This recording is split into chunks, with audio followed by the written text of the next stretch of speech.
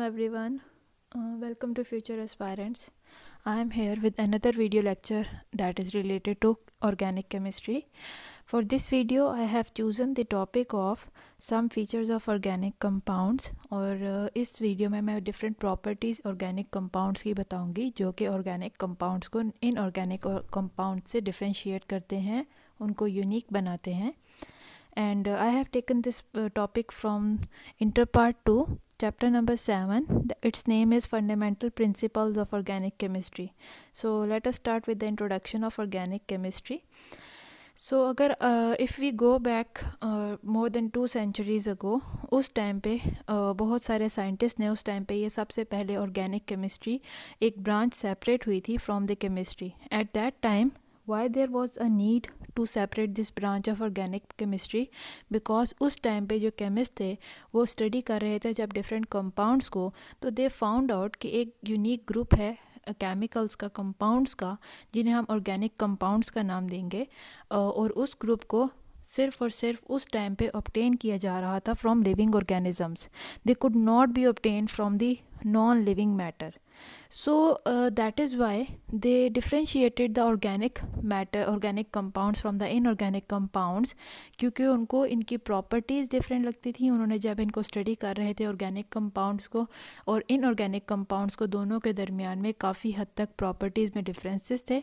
Secondly इनके origin भी उनके हिसाब से जब उन्होंने सेपरेट आउट किया था तो on the basis of origin भी सेपरेट आउट किया था. So these were the two basic things on which there were two branches of chemistry, organic chemistry and inorganic chemistry. So talking about origin, तो उस वक़्त scientist का मानना ये था, केमिस्ट का मानना ये था कि ऑर्गेनिक कंपाउंड्स वो कंपाउंड्स हैं जो कि लिविंग ऑर्गेनिजम्स से हासिल होते हैं, उनकी बॉडीज़ में बनते हैं. Living organisms like plants and animals. इसी तरह इनऑर्गेनिक कंपाउंड्स वो थे जो कि हासिल किए जाते थे from the non living material like mineral sources. तो इस तरह से दो ब्रांचेस बनी थी और ये ऑर्गेनिक केमिस्ट्री की ब्रांच इंट्रोड्यूस करवाई गई थी आज से 200 and more than 200 years ago. So why there was a need? At that time, even after so much trial, the chemists were not able to synthesize. They were not able to make the organic compounds by themselves in their labs. So because of that, because of their failure again and again, they were getting failed. Whenever they tried to make these organic compounds in their labs, they always failed. There was no way कि वो inorganic material को use करते हुए organic compounds को बनाएं किसी भी तरह reaction करके. So because of their failure, उन्होंने ये believe करना स्टार्ट कर दिया था कि these organic compounds they can only be synthesized by the bodies of living organism and inside the bodies of living organism. And no matter हम जितना मर्जी ट्राई कर लें, ये organic compounds they will not be formed in the labs, they will not be formed from the inorganic material. यानी कि हम inorganic material को यूज़ करते हुए कभी भी organic compounds को नहीं बना सकते. ये सोच थी उस वक़्त के chemist की, because they were never succeeded in synthesizing organic compounds. So because of this they came up with the theory. उस थ्योरी का नाम है vital force theory. Vital force theory के हिसाब से उनका ये कहना था कि ऑर्गेनिक कंपाउंड्स को बनाने के लिए एक स्पेशल फोर्स चाहिए होती है, एक स्पेशल पावर चाहिए होती है, that is present only inside the bodies of living organism. तो तभी ये organic compounds living organism की bodies के अंदर बन सकते हैं. And because we humans we don't know how to get that force, how to use that force by our will, तो इसीलिए हम labs में inorganic compounds को नहीं बना सकते. So this theory was believed at that time by most of the people कि क्योंकि हमारे पास वो vital force नहीं है, हमारी bodies के पास है, but we don't have it to make these organic compounds starting from the inorganic material in our labs. हम इनको कभी भी artificially synthesize नहीं कर सकते, artificially अपने labs में नहीं बना सकते. That was the theory named as vital force theory. However, soon this theory was rejected. At that time people started believing in this theory, but at the same time many chemists were trying and they were experimenting with different materials इस कोशिश में कि किसी तरह से कोई भी inorganic material से ऑर्गेनिक कंपाउंड लैब्स के अंदर तैयार हो जाए. So first of all this theory was rejected by Friedrich Wohler. He was a chemist, and how he rejected, he obtained urea from the inorganic compound ammonium cyanide. Ammonium cyanide एक mineral origin का है, उसको use करते हुए Frederick volar ने सबसे पहली दफ़ा इन ऑर्गेनिक मॉलिक्यूल्स को यूज़ करते हुए ऑर्गेनिक कंपाउंड बनाया था, that is urea. Urea is produced inside the bodies of living organism, और स्पेशली अगर हम मैमल्स की बात करें, it is as a waste material produced in our body, जो कि यूरिन के थ्रू पास आउट कर दिया जाता है. So that was a very first experiment that was successful, that was carried out by Friedrich Wohler. तो उसके बाद ये थ्योरी, जो कि ये माना जाता था कि ऑर्गेनिक कंपाउंड सिर्फ लिविंग ऑर्गेनिज्म की बॉडीज़ के अंदर ही बन सकते हैं, कोई वाइटल फोर्स है जो इस पूरे प्रोसेस को कैरी आउट करती है inside the bodies of living organism, this theory was rejected and now people started believing कि they can make these organic compounds in their labs. So this is the scientist Frederick Wohler, जिन्होंने first time vital force theory को reject किया था by producing urea from ammonium cyanide. And this is the whole reaction. This is ammonium cyanide. By heating it under appropriate conditions, it changed into urea, which was a breakthrough in organic chemistry. Organic chemistry की जो पहली definition थी कि organic chemistry वो chemistry है, ऐसे compounds हैं organic compounds जो कि सिर्फ और सिर्फ लिविंग ऑर्गेनिजम्स की बॉडीज़ के अंदर ही बनते हैं, और इन कंपाउंड्स को स्टडी करने के लिए जो केमिस्ट्री की ब्रांच है that is organic chemistry. So that was a earlier definition. Now when this organic compound urea was created, it was formed using ammonium cyanide. इसके बाद after this breakthrough, every chemist, many different chemists all over the world, they started trying their experiments at their labs. वो दोबारा से कोशिश करने लग पड़े by providing different conditions, by changing the conditions they wanted to produce, they wanted to synthesize these organic compounds in their labs. And because of those different experiments, now when we see after more than 200 years, millions of these organic compounds have been prepared and they have been analyzed in our labs. And when we see about these organic compounds, सब के सब में ये देखा गया, इनकी जब study की गई, इनको प्रिपेयर करके एनालाइज किया गया था, तो इन सब के अंदर एक एलिमेंट जो कि बहुत ज़्यादा इंपॉर्टेंट था और हर एक कंपाउंड के अंदर प्रेजेंट था, that was carbon. Apart from carbon, hydrogen is also a part of the organic compounds. Carbon और हाइड्रोजन डायरेक्टली एक दूसरे से लिंक्ड होते हैं, whereas in some other cases, in some of the compounds, other elements जैसे कि oxygen, nitrogen और sulphur भी पाए जाते हैं, उनके अंदर प्रेजेंट होते हैं. So because of this breakthrough, क्योंकि अब ऑर्गेनिक कंपाउंड्स हमारी लैब्स में बनना स्टार्ट हो चुके थे, ना सिर्फ बॉडीज़ में प्रोड्यूस हो रहे थे बल्कि लैब्स में भी सिंथेसाइज किए जा रहे थे, there was a need to redefine this organic chemistry. So here comes the new definition of organic chemistry, कि ऑर्गेनिक केमिस्ट्री ऐसी ब्रांच है केमिस्ट्री की that deals with the study of compounds of carbon and hydrogen, जिन्हें हम hydrocarbons भी कहते हैं. Hydrocarbons लफ्ज़ हाइड्रोजन एंड कार्बन से ही बना है. तो ऐसे कंपाउंड जिनके अंदर कार्बन और हाइड्रोजन डायरेक्टली एक दूसरे से लिंक्ड होते हैं, कार्बन बैकबोन के तौर पे प्रेजेंट होती है, और उसके अलावा अगर इसके अंदर मुख्तलिफ एलिमेंट्स जैसे कि ऑक्सीजन, नाइट्रोजन और सल्फ़र ऐड अप हो जाएँ तो ये डेरिवेटिव्स इनके बन जाते हैं. तो ऐसे तमाम कंपाउंड्स की स्टडी करना, इनको हम ऑर्गेनिक केमिस्ट्री में देखते हैं. ऑर्गेनिक केमिस्ट्री में हम लोग स्टडी करेंगे कार्बन एंड हाइड्रोजन के कंपाउंड्स और उनके डेरिवेटिव्स. तो इसके अलावा बहुत सारे डिफरेंट कंपाउंड्स थे कार्बन के, जो मतलब बहुत सारे ऐसे कंपाउंड्स थे जो कि जिनके अंदर कार्बन प्रेजेंट है. हम कहते हैं कि कार्बन बैकबोन है of all the organic compounds. तो इसके अलावा बहुत सारे और भी कंपाउंड्स हैं जिनमें कार्बन प्रेजेंट है. For example carbon monoxide, carbon dioxide, carbonates, bicarbonates, लेकिन इनको कन्वेंशनल रीज़न की वजह से ऑर्गेनिक कंपाउंड्स में ऐड नहीं किया जाता बल्कि इनको इनऑर्गेनिक कंपाउंड्स के अंदर ही मेंशन किया जाता है. As you can see, this is a structure, and here the black circle, the black sphere, it shows the carbon, then hydrogen and then oxygen. So this is an organic compound जो एक derivative है, जिसके अंदर आप देख सकते हैं कि किस तरह से हाइड्रोजन हर कार्बन एटम के साथ डायरेक्टली लिंक्ड है, और further there are different linkages between the different atoms.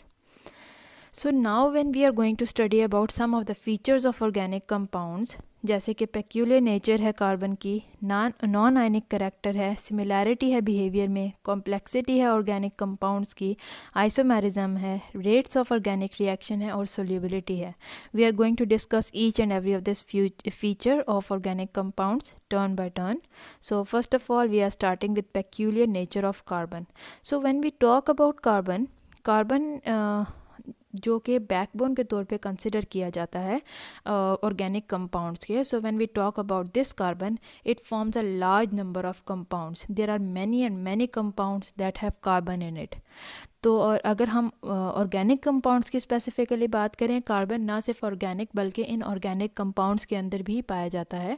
So when we talk about specifically organic compounds, millions of organic compounds are present that have carbon in it. यानी कि carbon की वजह से millions of organic compounds present हैं, बने हुए हैं, they are found. So what is the reason कि इतने मिलियंस ऑफ ऑर्गेनिक कंपाउंड्स हैं? अगर ऐसे हम कंपेयर करें इनऑर्गेनिक कंपाउंड्स के साथ, इनऑर्गेनिक कंपाउंड्स की इतनी वैरायटी नहीं है जितनी कि ऑर्गेनिक कंपाउंड्स की है. So the reason over here is because of the linking ability of carbon atom. Carbon atoms दूसरे कार्बन एटम के साथ लिंक करके लॉन्ग चेन्स बना सकते हैं. इस एबिलिटी की वजह से लॉन्ग चेन बनती है, लॉन्ग रिंग्स बनते हैं. इस एबिलिटी की वजह से carbon can make millions of different compounds. As you can see over here, यहाँ पे कार्बन एक दूसरे के साथ लिंक किए हुए हैं, हाइड्रोजन के साथ लिंक किए हुए हैं और रिंग बनाए हुए हैं. Similarly you can see in the first group only single carbon, in the second carbon carbon के साथ अटैच है, in the third group, in the third compound 3 carbons are there, then 4 carbons are there. इसी तरह अगर हम इसी series को आगे भी देखें, there are millions of compounds that are made by these carbon atoms. जब कार्बन एक दूसरे के साथ बॉन्ड बनाते चले जाते हैं, तो कार्बन यहाँ पे देखें in the third one like और फोर्थ वन, यहाँ पे कार्बन के साथ बॉन्ड बना के, लिंक बना के लॉन्ग चेन बना रहा है. तो ना सिर्फ लॉन्ग चेन बल्कि कार्बन रिंग्स की सूरत में भी पूरे कंपाउंड को बना सकते हैं. तो ये जो एबिलिटी है कार्बन की, जिसमें वो सेल्फ लिंकिंग करता है, यानी कि एक कार्बन दूसरे कार्बन के साथ बॉन्ड बनाते हुए फिर मज़ीद अगले कार्बन फिर अगले कार्बन के साथ लिंक बनाता चला जाता है, इस प्रॉपर्टी को हम कैटिनेशन का नाम देते हैं. So as you have seen in this previous picture, यहाँ पे जब कार्बन और कार्बन के बीच में बॉन्ड बन रहा है, it is always a single bond. तो कार्बन के अंदर ये भी प्रॉपर्टी है कि ना सिर्फ वो सिंगल बॉन्ड बनाता है बल्कि it is able to make multiple bonds. Single के अलावा डबल बॉन्ड भी बना सकता है और ट्रिपल बॉन्ड भी बना सकता है. सो कार्बन की वजह से, और इसके अलावा ना सिर्फ हाइड्रोजन प्रेजेंट होंगे, आप इस एग्जांपल में देख रहे हैं कि इन कंपाउंड्स में सिर्फ कार्बन और हाइड्रोजन है, इन्हें हम हाइड्रोकार्बन्स का नाम देते हैं. तो कुछ कंपाउंड्स ऐसे भी हैं जिनमें कार्बन हाइड्रोजन के अलावा ऑक्सीजन, नाइट्रोजन और सल्फर भी प्रेजेंट होते हैं, जो कि डेरिवेटिव्स कहलाते हैं, जिसका मैं पहले भी जिक्र कर चुकी हूँ. सो बिकॉज ऑफ दिस रीज़न कि सेल्फ लिंकिंग है, जो कैटिनेशन है, जिसमें कार्बन ना सिर्फ हाइड्रोजन बल्कि मुख्तलिफ कंपाउंड के साथ भी अटैच हो सकता है. सो इससे ये मिलियंस ऑफ डिफरेंट कंपाउंड्स बनाता है, and those compounds have different size, different shape and different structure. As you can see over here in the picture also, in the first one ethylene, starting from the left side, यहाँ पे इसने double bond बनाया है between the two carbon atoms. The black circles it shows, black spheres shows the carbon atoms while the white spheres shows the hydrogen atoms. in the second one propylene, यहाँ पे आप देखें carbon 1 ने carbon 2 के साथ double bond बनाया है, carbon 2 ने कार्बन 3 के साथ सिंगल बॉन्ड बनाया है. इससे आगे चलें, अगर राइट साइड पे एसिटाइलिन है, एसिटाइलिन में आप देखें कार्बन और कार्बन एटम के बीच में ट्रिपल बॉन्ड है. एसिटाइलिन के नीचे ब्यूटाइन है, इसके अंदर भी कार्बन 2 और नेक्स्ट कार्बन के अंदर ट्रिपल बॉन्ड है. देन नीचे साइक्लोब्यूटेन है, जिसमें कार्बन्स ने एक दूसरे के साथ सिंगल बॉन्ड बना के पूरा रिंग बनाया हुआ है. So carbon has the ability, you can see the variety of bonds carbon can make, and these bonds are very stable. Carbon will not decompose here, this compound will not break down or decompose easily, because ये compounds, ये जो बनते हैं bonds, ये बहुत stable होते हैं, बहुत strong होते हैं और इनको break करना बहुत difficult है. और ये कार्बन बहुत easily तमाम varieties में बना सकता है ये तमाम के तमाम bonds. So that is why the organic compounds, they are millions in numbers, while the inorganic compounds जिनके अंदर कार्बन हर एक के अंदर प्रेजेंट नहीं है, ये that is why they are not so much in number. So ये जो प्रॉपर्टी है सेल्फ कैटिनेशन की, जिसमें कार्बन एक दूसरे के साथ मिलकर लॉन्ग चेन्स बना देते हैं, ये सिर्फ कार्बन, पूरे जितने भी एलिमेंट्स हैं उनमें कार्बन में बहुत हद तक यानी मैक्सिमम कार्बन के अंदर पाई जाती है, जबकि कार्बन के अलावा सिलिकॉन इज़ अनदर एलिमेंट जिसके अंदर ये प्रॉपर्टी सेल्फ कैटिनेशन की पाई जाती है, but it is very low in that case. So moving on, the next feature of the organic compound is that it is non-ionic in nature. It has non-ionic character. Why? Because carbon के अंदर जितने भी bond है इस पूरे organic compound में, जिसमें carbon ने हाइड्रोजन के साथ या और किसी एलिमेंट के साथ बॉन्ड बनाया है, तो बॉन्ड हमेशा बनता है इलेक्ट्रॉन की शेयरिंग की वजह से. इलेक्ट्रॉन का कहीं पे भी कंप्लीट ट्रांसफ़र नहीं है, तो वो बॉन्ड जो कि इलेक्ट्रॉन की शेयरिंग की वजह से बनता है उसको हम कोवेलेंट बॉन्ड कहते हैं, और ऐसे कंपाउंड्स को हम कोवेलेंट कंपाउंड्स कहते हैं. तो हमारे ऑर्गेनिक कंपाउंड्स जो हैं दे आर कोवेलेंट कंपाउंड्स, जिसका मतलब है कि इनके अंदर जो बॉन्ड बनेगा वो कार्बन के और बाकी के एलिमेंट्स के दरमियान इलेक्ट्रॉन की शेयरिंग की वजह से बनता है. दैट इज़ वाई जब ऑर्गेनिक कंपाउंड्स रिएक्ट करते हैं, they will not give ionic reactions, they will only give other types of reaction जिसके अंदर कोई भी आयन या पोलर मॉलिक्यूल्स इन्वॉल्व नहीं होते, जस्ट कोवेलेंट होते हैं. So you can see over here I have given the comparison. On the left hand side there is a covalent bond. यहाँ पे देख लें दोनों एटम्स हैं, उनके आउटर मोस्ट शेल में सिंगल इलेक्ट्रॉन प्रेजेंट है. दोनों एक दूसरे एटम के साथ, दोनों एटम्स एक दूसरे के साथ जब मिलते हैं तो ये इनके जो आउटर मोस्ट शेल है दे ओवरलैप करने की वजह से दोनों एटम्स अपना एक इलेक्ट्रॉन शेयर करते हैं दूसरे एटम के साथ, और इसकी वजह से इनकी आउटर मोस्ट शेल में 2 इलेक्ट्रॉन, बजाय इसके कि एक इलेक्ट्रॉन जो पहले था, अब शेयरिंग की वजह से दोनों के आउटर मोस्ट शेल में 2 इलेक्ट्रॉन्स हो जाएंगे. सो this is sharing of electron, जिसमें दोनों इलेक्ट्रॉन दोनों एटम्स का पार्ट बन चुके हैं. There is no complete transfer of electron. This is a covalent bond. तो ये बॉन्ड की वजह से एटम्स बहुत हद तक स्टेबल हो जाते हैं. That is Y covalent bond is very strong bond, और इसमें इनके दरमियान में जो ओवरलैप है that is very strong. It is very difficult to break it. However, in the second case, that is ionic bond, you can see over here atom number 1 has transferred its electron to atom number 2. That is why there is complete transfer of electron. तो resulting में जो molecule बनेगा it will have ionic bond, it will have ions. The one that has given the ion, that has given the electron, it is positive ion, and the one that has received an extra electron, that is negative ion. तो इनके दरमियान में electrostatic forces of attraction present होती हैं, और ये ionic bond भी बहुत स्ट्रॉन्ग है. But when we talk about organic compounds, they will only form covalent bond. They can never form ionic bond because they never give their electron. They never transfer their electron. They only share their electrons. तो carbon जब hydrogen के साथ या दूसरे carbon के साथ bond बनाता है तो वो सिर्फ और सिर्फ अपने इलेक्ट्रॉन को शेयर करते हैं, ना कि इलेक्ट्रॉन की कंप्लीट ट्रांसफ़र होगी. The next property of organic compound is the similarity in behavior. So as you know कि जब भी बात हो रही है ऑर्गेनिक कंपाउंड्स की कि there are millions of organic compounds, तो अगर हम उनकी स्टडी करने बैठ जाएं, सेपरेटली स्टडी करें उनकी, तो यू विल सी कि देयर आर मिलियंस. सो अगर हर एक कंपाउंड को सेपरेटली स्टडी किया जाए तो it will create a huge confusion, because there are millions in number, और हर एक की प्रॉपर्टीज़ को सेपरेटली याद रखना, सेपरेटली माइंड में रखना और उसको फिर कंपेयर करना किसी दूसरे कंपाउंड के साथ, it would become very difficult. But in the organic compound one good thing is कि बहुत सारे organic compound they exist in a close relationship with each other.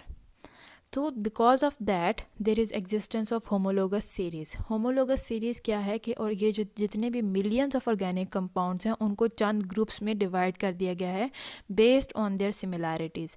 Jin organic compound की सिमिलैरिटीज़ आपस में बहुत ज़्यादा हैं, उनका बिहेवियर एक दूसरे से सिमिलर है, उनको एक सेम ग्रुप में रखा गया है और उस ग्रुप का नाम, और उसको ओवरऑल हम ग्रुप को होमोलोगस सीरीज़ के नाम से जानते हैं. So because of this property of organic compounds, जो हम स्टडी करने वाले थे मिलियंस ऑफ ऑर्गेनिक कंपाउंड्स को separately, now we can easily study a few homologous series, and because of those homologous series we can easily understand all the millions of compounds. क्यों? क्योंकि homologous series में जितने भी compounds हैं उनका behaviour, चाहे physical बात करें प्रॉपर्टीज़ की, चाहे केमिकल प्रॉपर्टीज़ की बात करें, उनकी प्रॉपर्टीज़ एक दूसरे से मिलती जुलती हैं। So if we study about some of the members of a homologous series, तो इसका मतलब है हमने ऑलमोस्ट हर मेंबर के बारे में इंफॉर्मेशन ले ली है, हमने हर मेंबर के बारे में अंडरस्टैंड कर लिया है। So there are only very few homologous series. It has made us very easy. You can see there are names of the series. There are 13 series given in this. We will discuss all of these, some of these in the next coming videos. Different series के names हैं जो homologous series हैं, like alkanes है, alkenes है, alkynes हैं, alcohol, ether, aldehyde, ketone, इस carboxylic acid हैं, और इसी तरह डिफरेंट और भी होमोलोगस सीरीज़ हैं। सो इन्हीं सीरीज़ के अंदर thousands of compounds are present, और इस वजह से अगर हम इन फ्यू सीरीज़ को स्टडी करेंगे तो हम काफ़ी कंपाउंड्स के बारे में बेटर अंडरस्टैंडिंग हासिल कर लेंगे। The next one is the complexity of organic compounds. एक तरफ तो ऑर्गेनिक कंपाउंड्स अपना बिहेवियर बहुत सिमिलर शो करवाते हैं, जिसकी वजह से इनके स्टडी बहुत ईजी बन गई है, इनको समझना, इनको स्टडी करना। But on the other hand the organic compounds, they are usually very complex. Why? Because these organic compounds, they are usually large compounds, and because of large, उनके अंदर many different atoms of carbon and hydrogen are present. Because of this structure has become more complex. For example एक starch है, starch का formula है C6H10O5, and उसके बाहर bracket लगा के लिख दिया गया है N। एन का मतलब है, इससे हमें ये पता चलता है, एन का मतलब सेवरल थाउजेंड्स तक हो सकता है। मतलब कि स्टार्च का एक यूनिट है C6H10O5, और ये यूनिट चाहे तो एक या दो दफ़ा रिपीट हो या चाहे 1000 टाइम रिपीट हो। सो जब ये एक ही यूनिट 1000 टाइम रिपीट होगा तो आप खुद सोचें कि वो मॉलिक्यूल कितना लार्ज होगा और वो स्ट्रक्चर उसका कितना कॉम्प्लेक्स होगा अंडरस्टैंड करने के लिए, समझने के लिए। इसके अलावा देर इज़ प्रोटीन। प्रोटीन जो हैं ये भी ऑर्गेनिक कंपाउंड्स हैं, they are also very complex molecules, and their molecular masses they also range from few thousands to a million of molecular mass। क्योंकि इन प्रोटीन्स जो है they are made up of amino acids. Amino acid जब further आप इनको देखते हैं वो जिस तरह से अरेंज हैं, तो उनकी अरेंजमेंट की वजह से प्रोटीन बहुत कॉम्प्लेक्स फॉर्म में प्रेजेंट होती हैं। Now this is a structure of starch. जिस तरह के मैंने बताया है कि स्टार्च का जो स्ट्रक्चर है दैट इज़, उसका एक यूनिट C6H10O5 है, तो this is one unit that is present inside the bracket. इसके इर्द गिर्द ब्रैकेट के बाहर लिख दिया है एन। एन का मतलब है कि डिपेंड्स कि कितने ये यूनिट जो है जिसके बाहर ब्रैकेट लगा है ये कितनी दफ़ा रिपीट होगा। In this picture they have shown only 3 units, but अगर एक्चुअली में थाउजेंड्स ऑफ यूनिट्स इस तरह से प्रेजेंट हों तो they will be very very complex to understand, they will be very large molecules. You can see over here also this is an example of another organic molecule जिसका structure इतना large है, so it is showing much complexity as compared to smaller molecules या inorganic molecules. This is a structure of protein. This also shows that how complex its structural formula is, how complex its arrangement of different atoms is there in this protein. The next one is isomerism. Isomerism is also a very common phenomena that is observed in the organic compound. Isomerism का मतलब है same, और merism का मतलब है कि molecular formula ऐसे compounds के अंदर जो आइसोमेरिज्म दिखाते हैं उनका मॉलिक्यूलर फार्मूला तो सेम होगा बट उनका स्ट्रक्चरल फार्मूला डिफरेंट होगा। मॉलिक्यूलर फार्मूला सेम होने का मतलब है कि इसके अंदर जो नंबर ऑफ कार्बन एटम्स हैं या नंबर ऑफ हाइड्रोजन एटम्स हैं या नंबर ऑफ अदर एटम्स हैं, ओवरऑल आप एक मॉलिक्यूलर फार्मूला लिख देते हैं लाइक C6H10O5। देखने में पता चलता है कि 6 कार्बन है, 10 हाइड्रोजन है, 5 ऑक्सीजन है, लेकिन स्पेशल अरेंजमेंट इनकी चेंज हो सकती है। As you can see over here this, if you look at these two molecules that are shown on the left side, there are 2 carbon atoms, 2 hydrogen atoms और आप ये 2 oxygen के atom suppose कर लें. So in the very first starting from the left side you can see कि यहाँ पे दोनों जो पहले दोनों हैं इन दोनों में नंबर ऑफ एटम्स सेम है, टाइप ऑफ एटम्स सेम है, बट इनकी स्पेशल अरेंजमेंट चेंज है. In the second category also you can see कि यहाँ पे नंबर ऑफ एटम्स सेम है, टाइप्स ऑफ एटम सेम हैं, पर इनकी स्पेशल अरेंजमेंट डिफरेंट है. सो अगर आप इनका जस्ट मॉलिक्यूलर फार्मूला लिखते हैं, आप ये मेंशन करना चाहें जैसे फर्स्ट ग्रुप में कि कार्बन कितने हैं, तो पहले दोनों में कार्बन 2 हैं, ऑक्सीजन 2 हैं और हाइड्रोजन भी 2 हैं, तो you will write C2H2O2. But when you look at it special arrangement, तो ये 2 डिफरेंट मॉलिक्यूल्स हैं. दोनों मॉलिक्यूल्स का फार्मूला तो सेम है, मॉलिक्यूलर फार्मूला, पर उनकी अरेंजमेंट स्ट्रक्चर डिफरेंट है, जिसकी वजह से ये अलग-अलग स्पीशीज़ हैं. Same is the case with this second one also. As you can see over here also, यहाँ पे भी कार्बन के साथ डिफरेंट एटम्स अटैच्ड हैं, but they have change their shape, तो जिसकी वजह से ये एक मॉलिक्यूलर फार्मूले वाले 2 कंपाउंड्स हैं. तो इसके अलावा और भी बहुत सारे ऐसे कंपाउंड्स हैं जिनका मॉलिक्यूलर फार्मूला तो सेम होगा, पर स्ट्रक्चरल फार्मूला 2 या 2 से ज़्यादा भी होता है, तो दैट इज़ आइसोमेरिज्म. यानी कि इसीलिए तो मिलियन ऑफ कंपाउंड है. एक ऐसा कंपाउंड जिसके अंदर कार्बन 10 है, वो बहुत सारे डिफरेंट शेप्स बना सकता है, स्पेशल स्ट्रक्चर बना सकता है. फार्मूला उसका मॉलिक्यूलर सेम होगा और उससे आगे डिफरेंट स्ट्रक्चरल फार्मूलाज वाले डिफरेंट कंपाउंड्स बन जाएंगे. Then the next property is rate of organic reactions. When we talk about कि जब ऑर्गेनिक मॉलिक्यूल्स में रिएक्शन होता है तो कितनी स्पीड से होगा, क्या वो रिएक्शन स्लो होगा, क्या वो रिएक्शन फास्ट होगा. So in the case of organic molecule the rate is very low and the yields are also very low. Yields मतलब जो फाइनल प्रोडक्ट बनेंगे, रिएक्शन के बाद जो प्रोडक्ट हासिल होंगे, वो ऑर्गेनिक रिएक्शंस में वो उनकी यील्ड भी बहुत लो रहती है. वाई? बिकॉज इनके अंदर जो मॉलिक्यूल्स हैं वो कोवलेंटली एक दूसरे के साथ बाउंड हैं और उनका जो रिएक्शन है उनके दरमियान में कोई forces of attraction 2 different molecules के नहीं बनेंगे. जिनकी ऑलरेडी बनी है वो टूटेंगी नहीं, जिसकी वजह से एक तो ये रिएक्शन बहुत स्लोली प्रोसीड करेगा, दूसरा इसकी यील्ड बहुत लो आती है. As you can see this is the molecular structure of the organic compound. Molecule easily एक दूसरे से ब्रेक नहीं होंगे, जिसकी वजह से नए मॉलिक्यूल्स नहीं बनेंगे, रिएक्शन नहीं होगा, and that is why the yield is very low, the rate of reaction is also very low. The next property is about solubility. Solubility का मतलब है जब हम ऑर्गेनिक कंपाउंड को किसी और सॉल्वेंट के अंदर मिक्स करने की कोशिश करते हैं तो किस हद तक वो मिक्स होगा organic solute, that is solubility.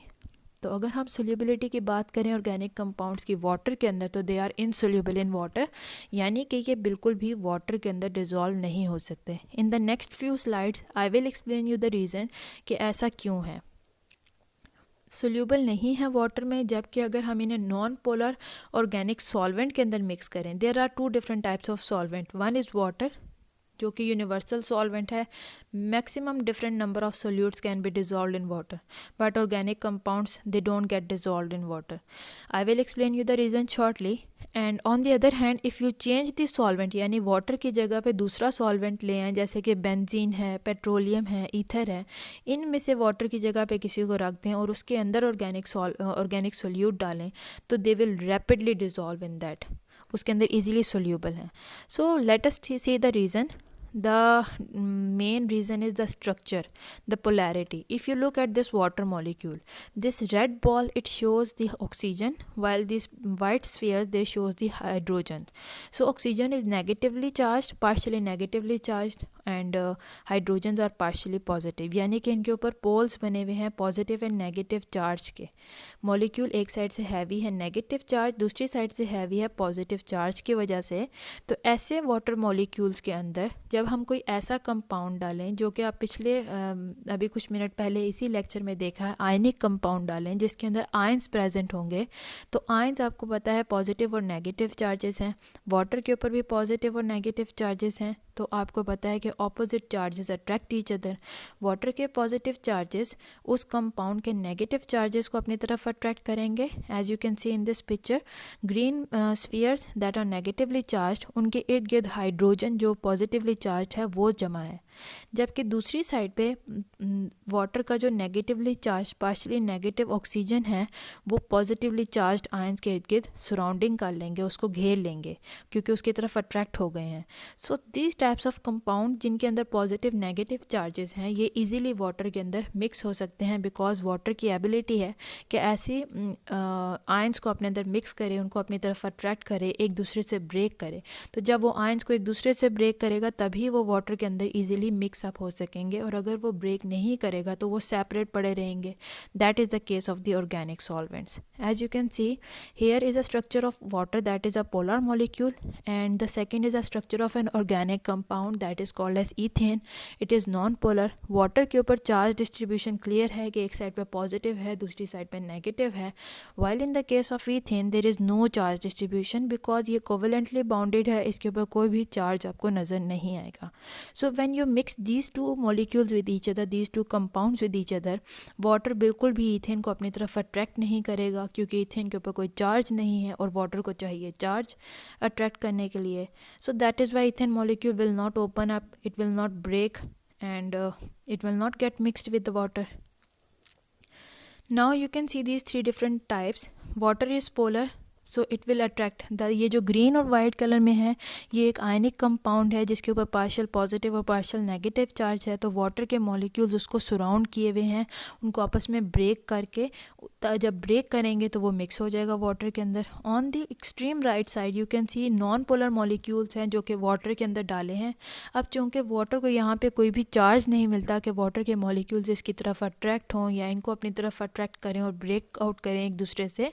So here ये जो मॉलिक्यूल्स हैं नॉन पोलर के दे आर सिटिंग टुगेदर, उनको बिल्कुल भी वाटर के मॉलिक्यूल एक दूसरे से सेपरेट नहीं करेंगे, और इसीलिए जो ये ऑर्गेनिक कंपाउंड्स हैं they will not get dissolved in water, they will remain as a solid piece only, they will not dissolve in water, they will remain separately.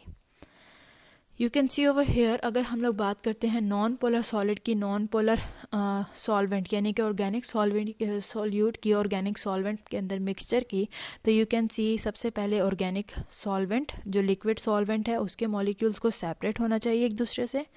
फिर ऑर्गेनिक जो सोल्यूट होगा उसके मॉलिक्यूल्स एक दूसरे से सेपरेट होंगे और तब ये इजीली मिक्स हो जाएंगे। So why they mix, because they are similar in nature, क्योंकि वाटर के साथ इनकी नेचर मैच नहीं थी करती, उसके अंदर चार्जेस थे इनके अंदर चार्जेस नहीं है, that is why they don't get dissolved in water. While in the case of organic solvent जब इनकी नेचर ही मैच करती है एक दूसरे से तो they can easily break each others bond और they can dissolve with each other. So these were the 7 different characteristics, 7 different features of the organic compounds. उम्मीद है आपको ये लेक्चर समझ आया हो, आपको ये टॉपिक इंटरेस्टिंग लगा हो. You can tell me through the comment section. See you soon. Allah Hafiz.